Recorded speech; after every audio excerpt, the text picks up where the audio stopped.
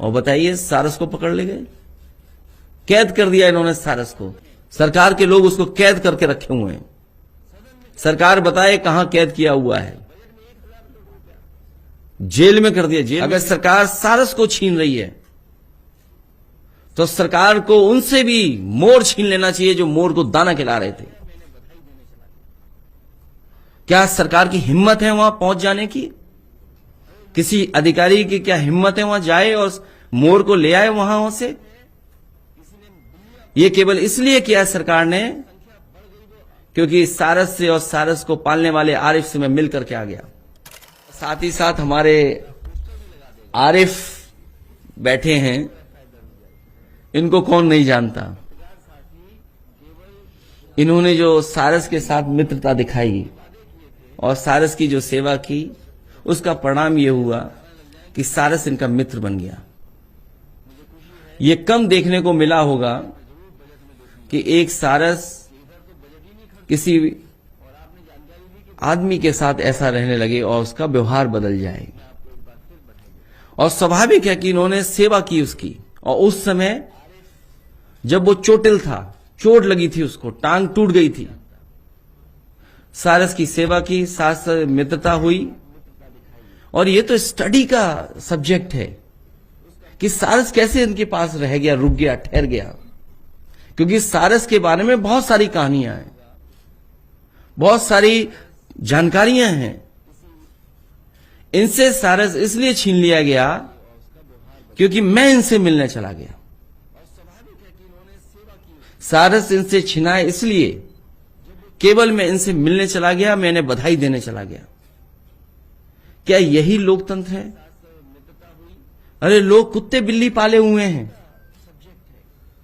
मुझे याद है किसी ने बिल्लियां पाली थी और संख्या बढ़ गई, वो पड़ोसियों के घर चली गई थी,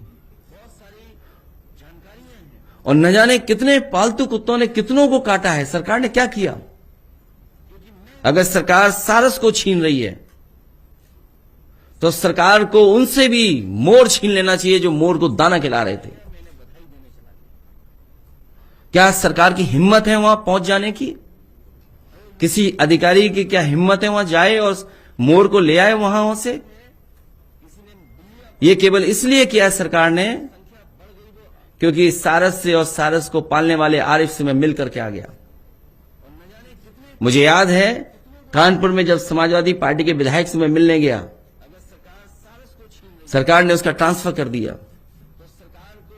आजम खान साहब या उनका परिवार इसलिए तकलीफ परेशानी में है क्योंकि वो समाजवादी है। ये अधिकारी जो अन्याय कर रहे हैं, हम तो इनसे कहेंगे अन्याय कर लो, मन भर लो, पेट भर ले, लेकिन जो ये आप काम कर रहे हो, इसका क्या संदेश जा रहा है? मुझे याद है अधिकारियों ने इटावा से सारस संरक्षण के लिए एक वो बना रहे थे रिसर्च सेंटर, उसको भी छीना इन्होंने। ये न केवल आम लोगों के दुश्मन हैं, किसानों के दुश्मन हैं, ये पेड़ पंछियों के भी दुश्मन हैं। अभी जो कार्यक्रम हुआ था इन्वेस्टमेंट मीट, इन्होंने पेड़ नहीं लगाया, पेड़ों को काटा छाटा, पेड़ उड़ा करके फेंक दिए। जो गमले लगाए वो सूख गए, चोरी हो गए, और बीजेपी के लोग ही चोरी कर ले गए। ये जितने गमले चोरी हुए सब बीजेपी के लोग चोरी करके ले गए। ये सारस का संरक्षण केंद्र बन रहा था इटावा में, वो छीन लिया। सारस मित्र बनाए जाते थे, उनका मानदेय छीन लिया। बर्ड फेस्टिवल होते थे, वो खत्म कर दिए इन्होंने। ये बीजेपी वालों से उम्मीद नहीं कर सकते आप कि ये पर्यावरण के लिए भी कुछ कर सकते हैं। अखबारों में पढ़ रहा हूं कि जल स्तर नीचे चला गया लखनऊ का, गोमती में न जाने कितने नाले गंदे गिर रहे हैं। ये गोमती का मैं आज भी कहता हूं, मैंने कई मौकों पर कहा कि यही मॉडल है अंतोगत्वा, आपको यही मॉडल फॉलो करना पड़ेगा। गंगा एक्शन प्लान 1, 2 या बाद में कहीं भी किसी देश में गया है बता दो हमें। और याद कीजिए जब गेहूं की खरीद हो रही थी, मैंने कहा था अपने पत्रकार साथी और हमारे यहां से लगातार प्रेस नोट जाती थी, ये प्राइवेट कंपनियों को गेहूं खरीदवा रहे हैं इसलिए क्योंकि कल इन्हें मुनाफा लेना है। आप बताओ किसान का गेहूं किस कीमत खरीदा गया था और आज आटा आप बाजार में खरीद रहे हो, किस कीमत खरीद रहे हो? ये मुनाफा किसकी जेब में जा रहा है? ये जो रिफाइंड तेल का मुनाफा किसकी जेब में जा रहा है? ये दूध महंगा हो गया, किसकी जेब में जा रहा है? ये आम लोगों के दुश्मन तो हैं ही हैं, किसानों के दुश्मन हैं। सदन में कहते हैं बताओ कि आलू खरीदेंगे, बजट में 1000 करोड़ रुपया, ये कहां गया 1000 करोड़ रुपया? और बताइए सारस को पकड़ ले गए, कैद कर दिया इन्होंने सारस को। ये कम से कम खुले में रख रहे थे, इन्होंने कहीं उसको बंद नहीं किया कभी सारस को। सरकार के लोग उसको कैद करके रखे हुए हैं, सरकार बताए कहां कैद किया हुआ है। जेल में कर दिया, जेल में भेज दिया। इसीलिए मैं प्रकाश साथी से कह रहा था कि तुमने जो बोल दिया, जब ये पंछी को नहीं छोड़ रहे हैं, हमें तुम्हें भी नहीं छोड़ेंगे, जेल में डाल देंगे हम सबको।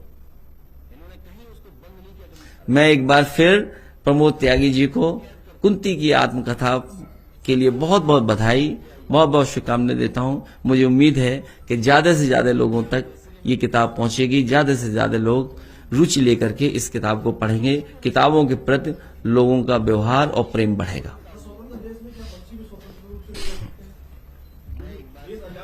जो लोग डेमोक्रेसी की बात कर रहे हैं वो अनडेमोक्रेटिक हैं। जो कॉन्स्टिट्यूशन को खत्म करने के लिए काम कर, एक एक कदम इनका कॉन्स्टिट्यूशन को खत्म करने के लिए है।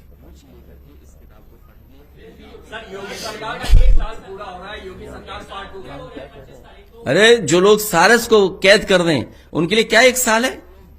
और आपने सदन में नहीं देखा, सदन में नहीं देखा आपने क्या कहा उन्होंने? 56 में 46।